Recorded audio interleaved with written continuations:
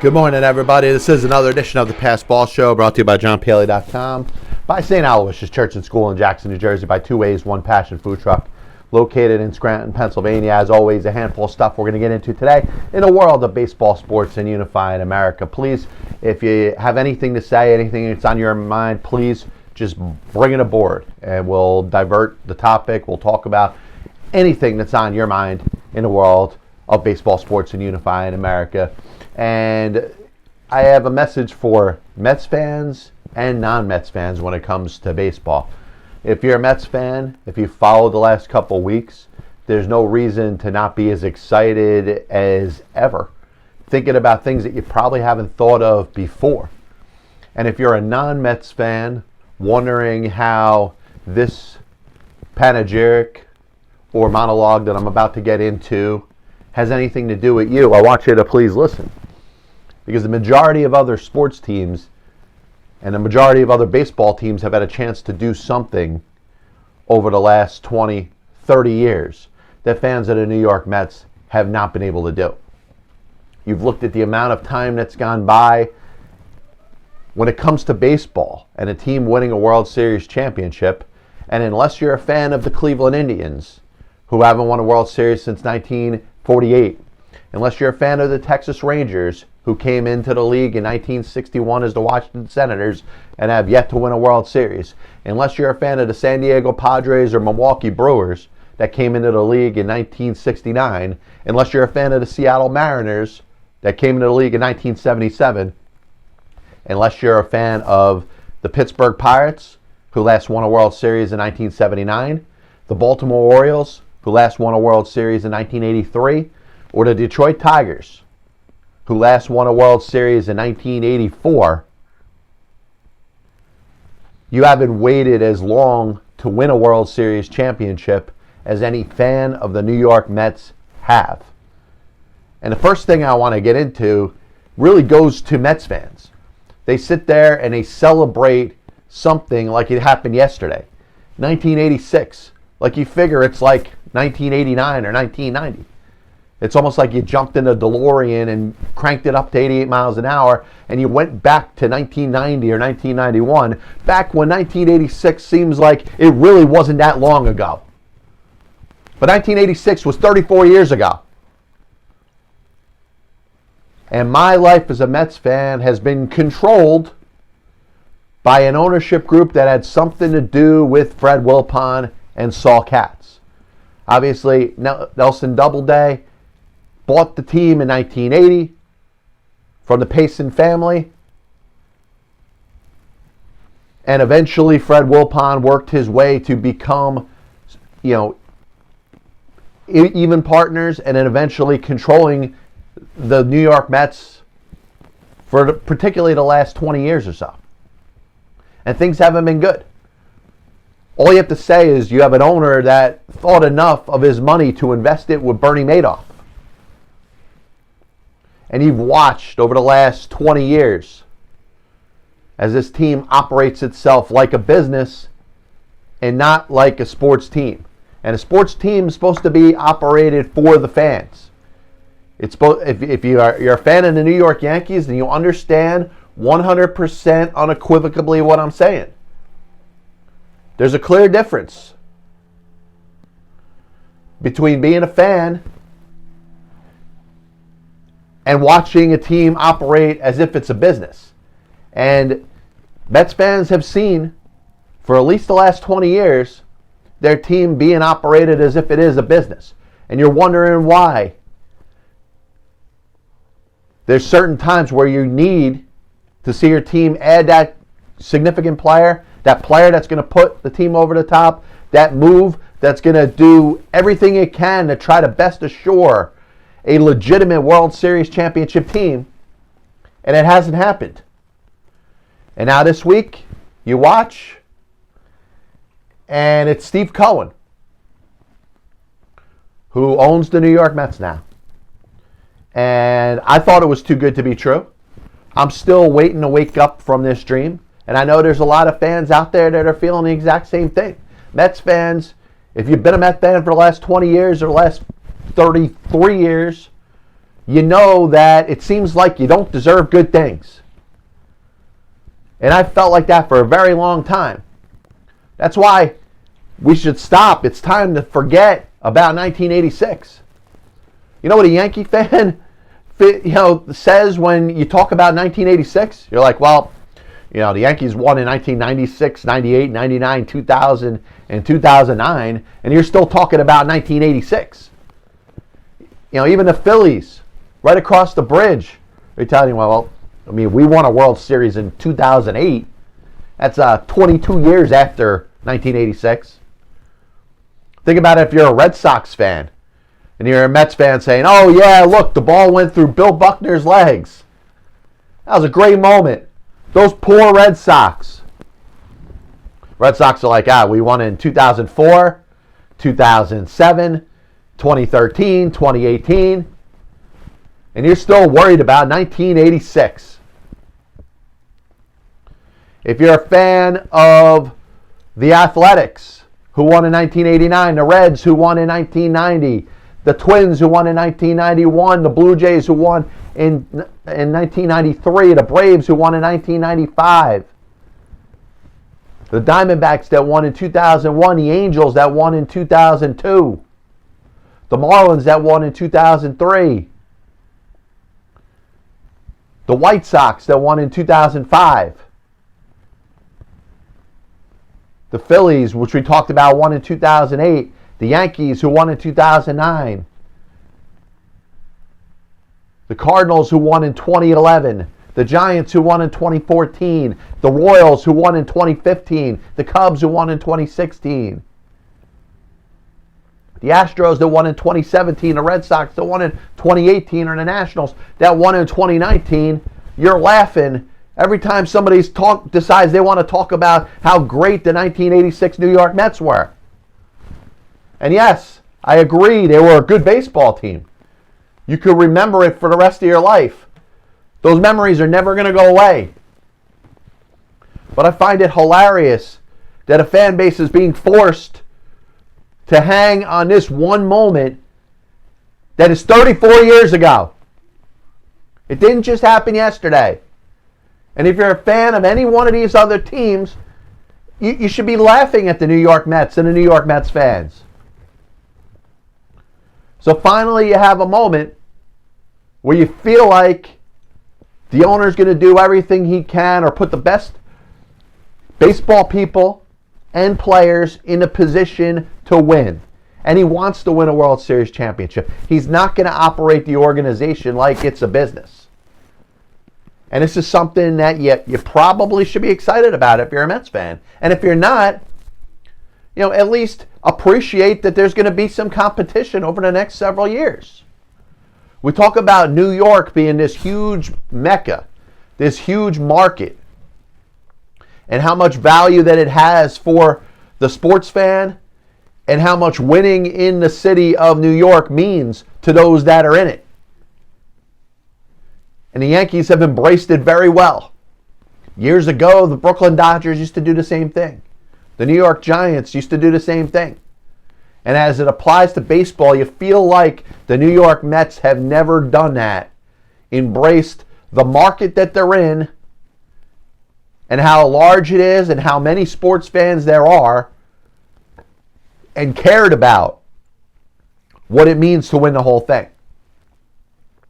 And I've said, as it applies to other sports teams when it comes to the whole Moneyball mentality and trying to win with less, I don't think it's ever going to win a World Series championship. And I've yet to be proven wrong about that. Tampa Bay Rays almost did. They took the Dodgers to, 6 games? They lost the World Series. So Moneyball's never won a World Series. The Oakland Athletics of 1989, I'm sorry, were the furthest thing from Moneyball. Yes, they used some Moneyball mentalities, but by 1991 had the highest payroll in all of Major League Baseball. That type of philosophy is not going to win. It hasn't been proven to ever win.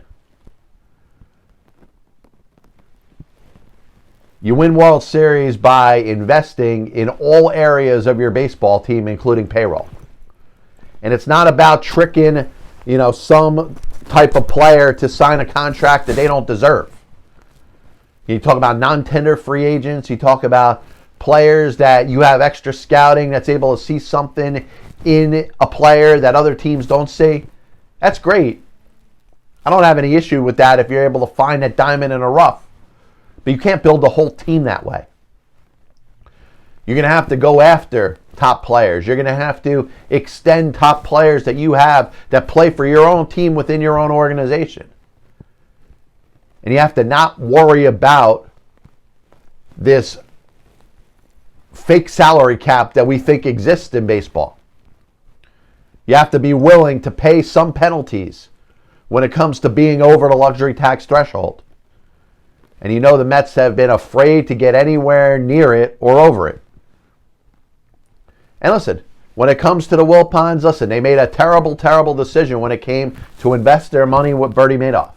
And if we go back in time and we want to, like I said, jump back in that DeLorean, crank it up to 88 miles an hour, and wonder what it was in Fred Wilpon and Saul Katz's mind that thought that they should invest all their money with Bernie Madoff. We talk about things that seem too good to be true. Steve Cohen owning the Mets is too good to be true, it seems like. Fred Wilpon should have understood that investing his money with Bernie Madoff was too good to be true. Would the Mets look different if they didn't invest their money in a Ponzi scheme? It's interesting to think about.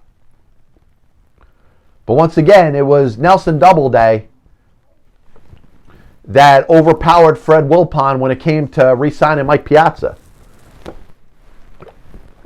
And by the way, for those fans out there that don't think one of your top priorities should be to sign JT Realmuto, how did you feel when it came to the Mets re-signing Mike Piazza in the 1998 offseason? Because if we're going to put a poll out there, I'd say it's somewhere around like 97% to 2 that were in favor of the Mike Piazza signing. So for those that are against Realmuto, who is a similar catcher, may not have the exact amount of power that Piazza had over the course of his career, but possesses the all-around abilities to be a franchise catcher over the next 5 to 6 years, you sign him. And geez, I mean, to have a catcher that knows what he's doing behind the plate, what would you rather have? James McCann, who hasn't been a starter on a team in his career, going back to his days when he came up with the Detroit Tigers? I understand the White Sox signed Yasmani Grandal, and McCann was going to be a backup. He was a good catcher. He was a good hitter. He was okay. I don't want to go anywhere near James McCann. And I don't even want to talk about Yadier Molina. If you're a Mets fan clamoring for a 38-year-old Yadier Molina who broke your hearts in 2006, he goes to the list of players that, yes, the Wilpons would have endorsed coming here. And if you're a Mets fan, you know what it's like to see players that are at the end of their career come to the Mets to finish it off. You look at Roberto Alomar, you look at Carlos Baerga, Juan Samuel, players that had success in other cities, Jason Bay. The New York Mets is the place that you go to when you want your career to end, especially when you're in your late 30s. Ask Yogi Berra, ask Warren Spahn, ask Duke Snider and Richie Ashburn. It's where your career goes to die. But what Steve Cohen is hoping to bring is a different type of mentality, a different type of feeling. Imagine Citi Field with fans in it, which I'm not even going to talk about fans in the stands, fans not in the stands. I'm expecting there to be fans in the stands next year. And I don't care if there's 60,000 people crammed into a 40,000 people stadium with people's faces right up against mine. I'm going to be there. But imagine, a packed house celebrating Old Timers Day, which you've never had or have barely had in the history of the New York Mets franchise. How about a statue to the best player that ever put on the uniform? Would have been nice to see that up while Tom Seaver was still with us. But if you're a Mets fan, you have every reason to be excited. It's almost like the playing fields have finally been leveled. And it hadn't been for a while. You had a big market city and region that treated itself like a small market and was shopping at the dollar store. Now, they'd give you just enough. They'd allow you to have one big player or one big contract on your roster so they could can't say that they won't let the Mets spend anything. But when it came to that extra investment that needed to be made to put the team over the top, the Wilpons never did that. And sometimes that doesn't involve payroll. Sometimes it's about other things such as scouting, analytics.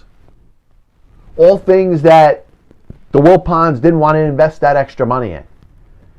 And I said all along, and I've been saying this for 10 years, that if you own a sports team and you find yourself having to nickel and dime everything, it's time to get out. And this is a message to other Major League Baseball owners. When you have to nickel and dime things, and you really have to operate this as a business to come out ahead, it might be time to start thinking about getting out. Because there are a lot of other Steve Cohens out there that have the money to take a loss, that aren't willing to look at the ownership of a sports franchise as a business. And needing to be in the positive. Which there's no team in Major League Baseball that made money last year. It's impossible to do that without fans. And another reason you want to be excited if you're a New York Mets fan, there's 29 owners in Major League Baseball that are talking about how they're going to deal with the losses that they had for not having fans in the stadium. And there's one owner that purchased all the Mets' debt. There's one owner that's not suffering an iota of a loss for what he saw during the season without any fans in the truncated 2020 season. That's going to give him an advantage in free agency. That's going to give him an advantage when it comes to trades. Imagine a deal for Francisco Lindor. And then you go out there and extend him for the next several years like the Dodgers did with Mookie Betts. Go out there, get a top free agent or so. While other teams are getting rid of players, non-tendering players, saying, oh my God, I can't believe this player is supposed to make this much money. The Mets will be saying, hey, I need a reliever. We need a little help on the bench. I would expect this upcoming payroll for the New York Mets to not look like, in Steve Cohen's words, spend like drunken sailors. But I'd expect them to look through every avenue to upgrade their team. There's going to be more money invested in scouting and analytics. I think when it comes to international scouting, you're going to hear legitimate, solid signings when it comes to amateur players that are playing in different countries. And all I have to say is, if you're not a Mets fan, you at least appreciate the passion. And odds are, whatever team you root for in baseball probably won a World Series since 1986. And once again, stop talking about 1986 like it was yesterday. It was 34 freaking years ago. This copyright broadcast is authorized under internet rights granted by the World Wide Web and is solely for entertainment of our audience. Any publication or reproduction of use of the pictures, descriptions, and accounts of this show without the express written consent of the Passball Show, JohnPielli.com, and John Pielli, LLC, is prohibited. Any commercial or use of the program, such as by charge and admission for showing, is similarly prohibited. So I wanted to spend a couple minutes talking about Tony LaRussa, because I think cancel culture has jumped itself to the forefront, and they want to tell people what they should do. They want to tell people who should have a job and who shouldn't have a job. And the first thing I'm going to say when it comes to those that want Tony LaRussa out as manager of the Chicago White Sox because he got a DUI, don't you realize that the majority of you are hypocrites because you guys got DUIs too?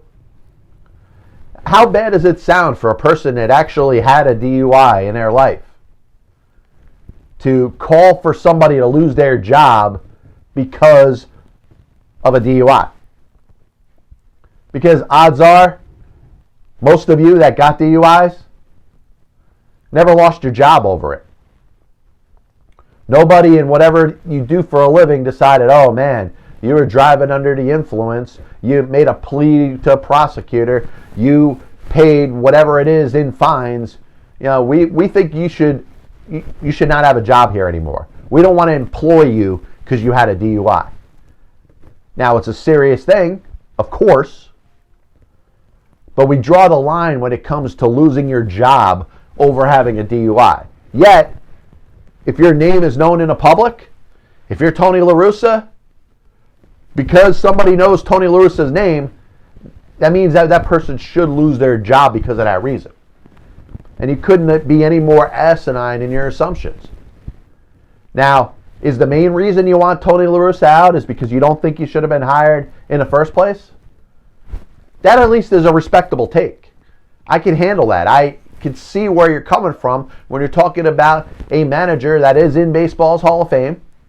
It's been 9 years since he's managed a game. The last game in the 2011 World Series when the St. Louis Cardinals last won. Has the game passed him by? Has the game changed over the last 5 to 9 years? The answer is yes. So if your take is that the game has probably passed Tony LaRussa by, and there's no reason at the age of 76 that he should be managing a Major League Baseball team. That isn't a bad take. I don't agree with it because I think the guy has kept himself in tune with analytics. Yes, he's said a couple of goofy things, but he's been involved in a game. He's worked in a game ever since he left in 2011 as the manager of the St. Louis Cardinals. So it's not like he went and hid under a rock and is trying to bring back baseball days of the old. He does have a responsibility, though. When he goes in with the White Sox, he's got a responsibility to connect with those players. And he has to understand what has changed about the role of a Major League Baseball manager since he last was in a dugout, wearing a uniform, handing out the lineup cards, and by the way, writing that lineup. Once again, a manager doesn't write lineup cards. A manager doesn't make his own lineup. He doesn't make his own roster. He doesn't make his own pitching rotation or bullpen order or bullpen rotation. That's all done for him. And Tony LaRussa is going to have to embrace that. Tony LaRussa is responsible now to be a guidance counselor, to make sure that he's got the temp of all his players, knows what makes them tick. And maybe it would be wise for him to construct his coaching staff in a way that's going to reach out to all the players that he has on that team. The Tim Andersons that are wondering about, LaRussa not liking the fact that he flips his bat. LaRussa maybe not being 100% on board with Colin Kaepernick and Black Lives Matter. Those are real things that Tony LaRussa is going to have to address. And is that the difference between him being able to handle the job and not? It could have a say in it. But I look at Tony LaRussa and hopefully he is able to manage the way most of the baseball managers are managing right now. You'd like to see him do something different. You'd like to see him be that old school manager and do things differently that haven't been done in the last 10 years or so. If the White Sox want to win a World Series, they got to be up at the top when it comes to analytics. When I was talking about the Mets before, we're talking about the need to embrace analytics and to use numbers and have a staff, a group of people that are going to look at different things going on with a computer and algorithms and tendencies and provide as much information for the Mets, which they've been a little behind in because their prior owner did not want to invest in it. The White Sox have. So Tony LaRussa is not going to say, hey, I'm going to forget all that information. He's going to need to embrace that too. He's going to need to implement the plan set forth by the front office. And if he does that, I think he's got as much of a chance as anybody in baseball to win. And the White Sox are ready to win. This is a team in the American League. If you think, all right, maybe the Yankees are taking a step back, I don't know. I mean, we'll see how their offseason is. Hopefully they sign DJ LeMahieu. I think they're going to be in the mix for any of the top starting pitchers out there. I wouldn't be shocked to see him sign Trevor Bauer. You know, the Yankees are going to start to feel the heat a little bit. Yeah, they set themselves up to win in 2020, and that didn't happen. They lost to the Tampa Bay Rays, a team with half the amount of payroll as them. But whose league is it in the American League in 2021? You'd be a fool to not say that the White Sox are one of the top teams. You look at that roster, they got the MVP in Jose Abreu. Their pitching is solid. Lucas Giolito and Dallas Keuchel.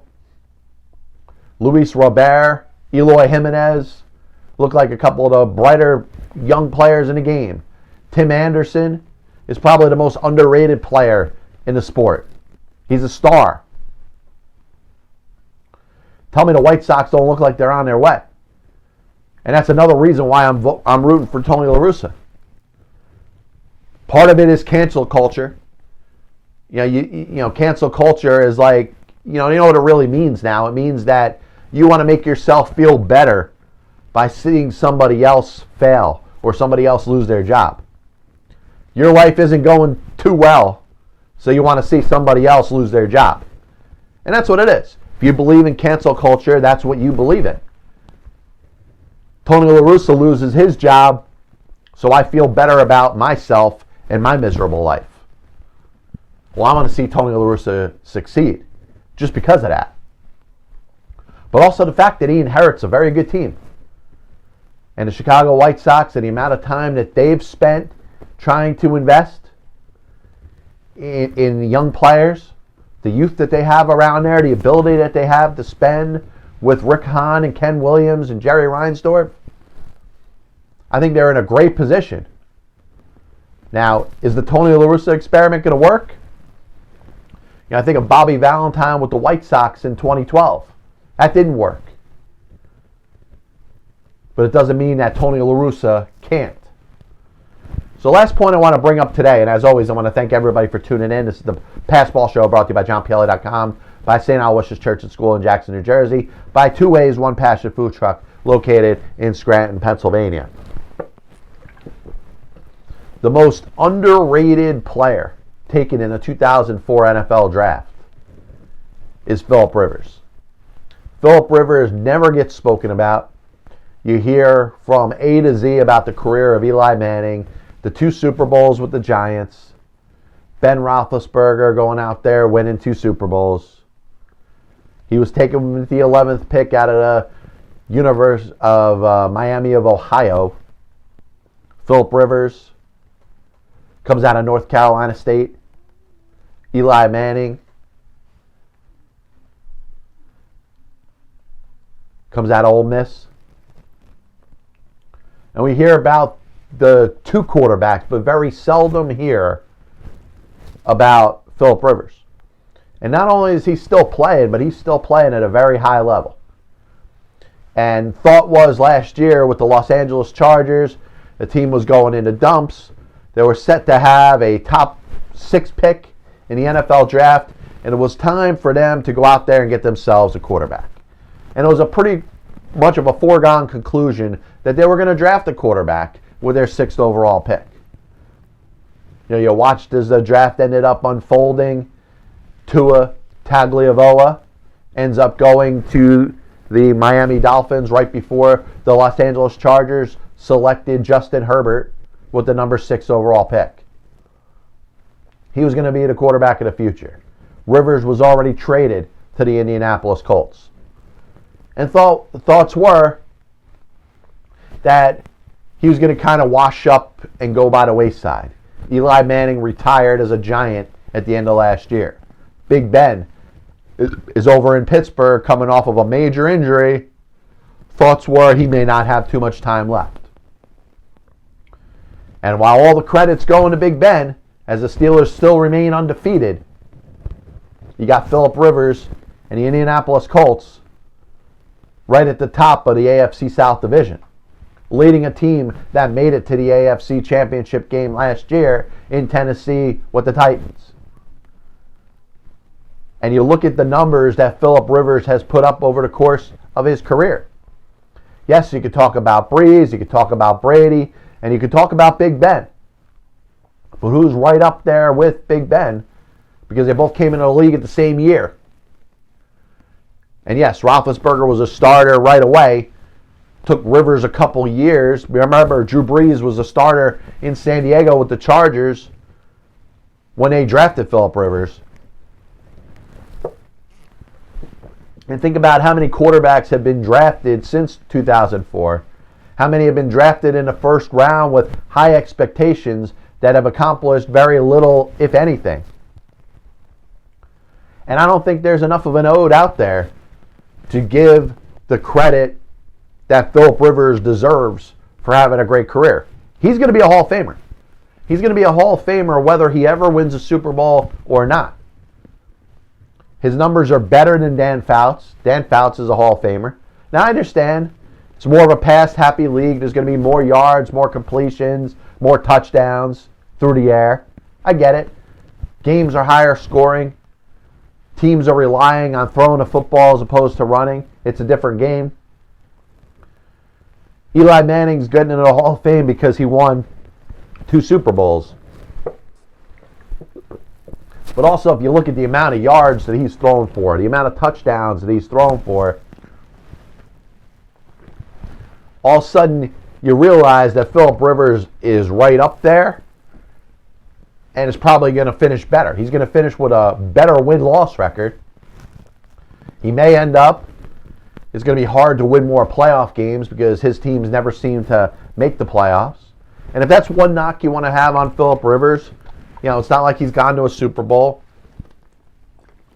It's not like he's been in many AFC championship games. But he's been a staple of consistency. Something that you haven't seen in this league. And I'll tell you this, if you had a quarterback like Phillip Rivers for, what are you talking about, 13, 14 years, you feel like you got some stability at that position. And if you aren't sure, ask what it's like to be a Buffalo Bills fan, a Cleveland Browns fan, a Cincinnati Bengals fan, a New York Jets fan, a Washington Redskins fan. And the reason that I'm so random with these teams is think about the stability that they have not had at the quarterback position. And sure, the Chargers from San Diego to Los Angeles had a lot of ups and downs. But one thing that was stable and consistent was the production from their quarterback. And that's a major first step when you're trying to succeed in a National Football League. A little bit of a recap of the show today. Was talking a little bit about what it's like to be a Mets fan. And if you're not a Mets fan, you at least understand what it's like to win, something that the New York Mets have not done since 1986. Then I went into my spiel about 1986 being 34 freaking years ago. And we're going to talk about that like it happened yesterday. Mets fans say, hey, at least we got 1986. The Yankees fan laughing at him saying, well, forget the number 27. How about 1996, 98, 99, 2000, and 2009, the 5 World Series championships that the Yankees have won since the Mets won in 1986. The Phillies got 2008. The Nationals got 2019. The Braves got 1995 and 14 straight division titles that they had after 1986. The Miami Marlins got 1997 and 2003. The Red Sox got 4 World Series championships. The Giants got 3 World Series championships. The Dodgers won last year. All of this happened after 1986. And I understand if you're a Mets fan, that's all you got. You want to talk about 1969, you're talking about a really long time ago. It's not like the Detroit Tigers are saying, "Oh, wow, remember 1968? Yeah, their fans remember it was a great year."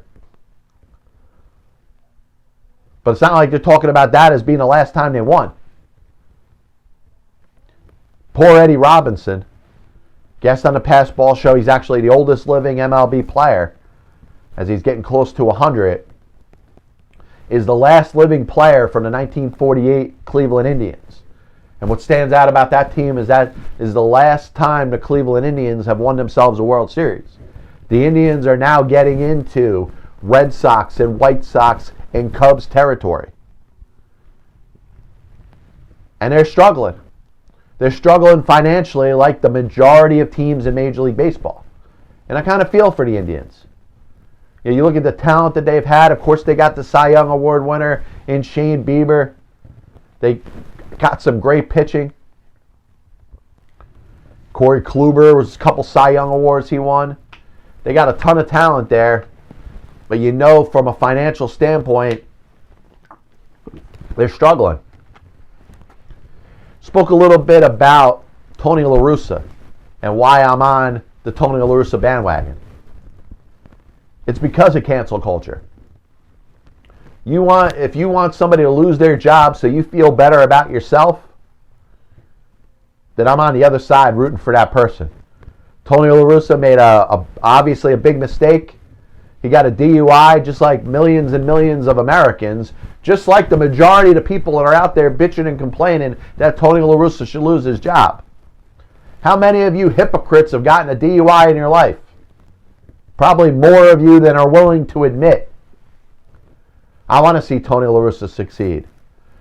Number one for Tony LaRussa, but number two for that Chicago White Sox team. They got a good squad. I like Tim Anderson and Luis Robert, Eloy Jimenez, the AL MVP, and Jose Abreu. It's a pretty damn good squad. It'll be nice to see Tony LaRussa finish his career winning a World Series with the third team that he managed. He won a World Series with the Athletics in 1989. He won 2 World Series with the St. Louis Cardinals in 2006 and 2011. Be nice for him to finish it off with a World Series victory with the White Sox. How about in 2022? I'd like to see the Mets win the World Series in 2021 so we can stop talking about 1986 like it was yesterday. Lastly, we spoke a little bit about Phillip Rivers. Very good quarterback. I think he's going to the Hall of Fame. But very few spend a little time talking about how good of a career he's had. Yes, he came out of the same draft as Eli Manning and Ben Roethlisberger, 2 quarterbacks that have won 2 Super Bowls. But Rivers has been very consistent, and he leads a good team that's on their way to the postseason this year in Indianapolis. I do want to thank everybody for tuning in to the Pass Ball Show. For those of you who don't know, the show is available as a podcast on Apple Music, on Spotify, on Amazon Music. Also, you can check my YouTube channel out, John Pielli, and look up the Pass Ball Show. We'll be back with you next week. God bless you. And as always, I'll see you on the other side.